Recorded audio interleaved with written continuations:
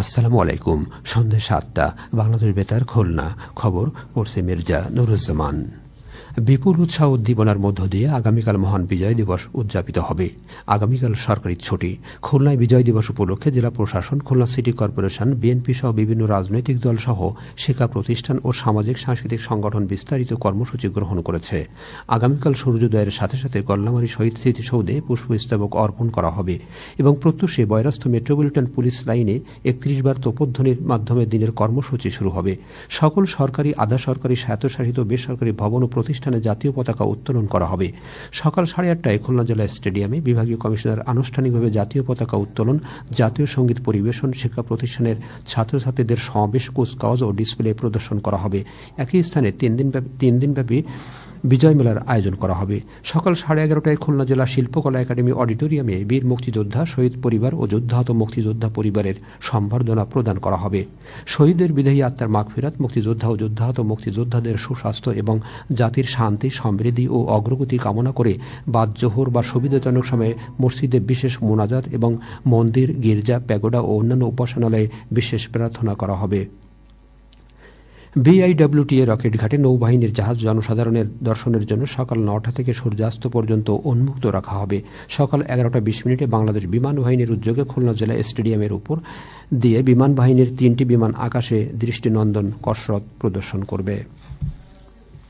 দুপুরে হাসপাতাল, জেলখানা, বৃদ্ধাশ্রম, এতিমখানা, ডে কেয়ার, শিশু বিকাশ কেন্দ্র, শিশু পরিবার, পথ শিশু পুনর্বাসন কেন্দ্র, প্রতিবন্ধী কল্যাণ কেন্দ্র ও ভবঘুরে প্রতিষ্ঠানসমূহে বিশেষ খাবার পরিবেশন করা হবে।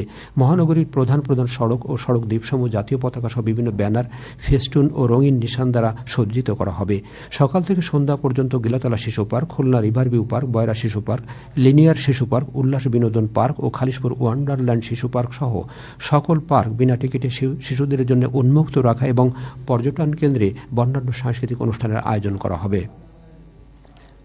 বিনা টিকিটে খুলনা বিভাগীয় জাদুঘর ও ফুলতলার দক্ষিণডিহি রবীন্দ্র স্মৃতি জাদুঘর সকাল থেকে সন্ধ্যে পর্যন্ত জনসাধারণের জন্য উন্মুক্ত রাখা হবে। বিকেলে খুলনা জেলা স্টেডিয়ামে কেসিসি বনাম জেলা প্রশাসন একাদশের মধ্যে প্রীতি ফুটবল প্রতিযোগিতা অনুষ্ঠিত হবে। খুলনা সিটি কর্পোরেশন এ উপলক্ষে বিভিন্ন কর্মসূচি গ্রহণ করেছে। কর্মসূচির মধ্যে রয়েছে নগর ভবনে শিশুদের চিত্রাঙ্কন ও রচনা প্রতিযোগিতা, আলোচনা সভা, প্রামাণ্যচিত্র প্রদর্শনী, চিত্রাঙ্কন ও রচনা প্রতিযোগিতার বিজয়ীদের মধ্যে পুরস্কার বিতরণ, শহীদ মুক্তিযোদ্ধাদের বিদেহী আত্মার মাগফিরাত, মুক্তিযোদ্ধাদের সুস্বাস্থ্য, জাতির শান্তি, সমৃদ্ধি ও অগ্রগতি কামনা করে দোয়া অনুষ্ঠান। খুলনা বিশ্ববিদ্যালয়ে বিভিন্ন কর্মসূচি গ্রহণ করা হয়েছে। কর্মসূচির মধ্যে রয়েছে জাতীয় পতাকা উত্তোলন, শহীদ মিনারে শ্রদ্ধাঞ্জলি অর্পণ, মুক্ত মঞ্চে সাংস্কৃতিক অনুষ্ঠান ও চলচ্চিত্র প্রদর্শনী। বাংলাদেশ জাতীয়তাবাদী দল বিএনপি এ উপলক্ষে বিভিন্ন কর্মসূচি গ্রহণ করেছে। কর্মসূচির মধ্যে রয়েছে গল্লামারী স্মৃতিসৌধে শ্রদ্ধাঞ্জলি অর্পণ এবং বিজয় র্যালি। মহান বিজয় দিবস উপলক্ষে 3 দিনব্যাপী বিজয় মেলা আজ মেহেরপুরের গাংনী উপজেলা পরিষদ চত্বরে শুরু হয়েছে। উপজেলা নির্বাহী অফিসার প্রধান অতিথি হিসেবে মেলার উদ্বোধন করেন।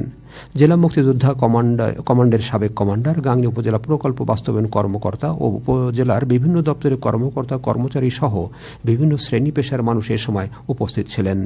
মেলায় মোট 17টি স্টল খোলা হয়েছে। এসব স্টলে স্থানীয় নারী উদ্যোক্তাদের হাতে তৈরি বিভিন্ন পণ্য, দেশীয় হস্তশিল্প, বাহারি পিঠাপুলি, ঐতিহ্যবাহী খাদ্য সামগ্রী প্রদর্শন এবং বিক্রি করা হচ্ছে।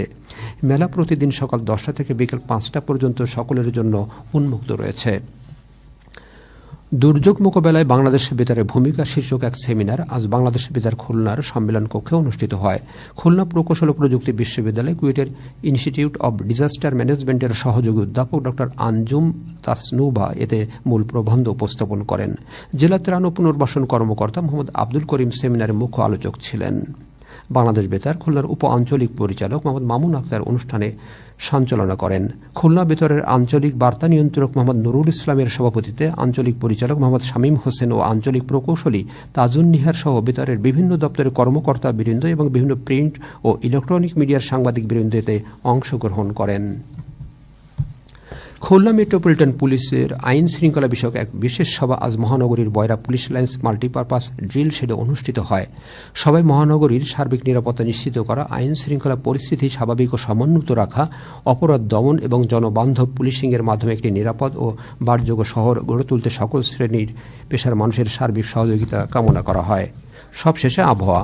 আজ রাত 1টা পর্যন্ত পূর্বাভাসে বলা হয়েছে অভ্যন্তরীণ নদী বন্দরগুলোর জন্য কোনো সতর্কবাণী নেই এবং কোনো সংকেত দেখাতে হবে না।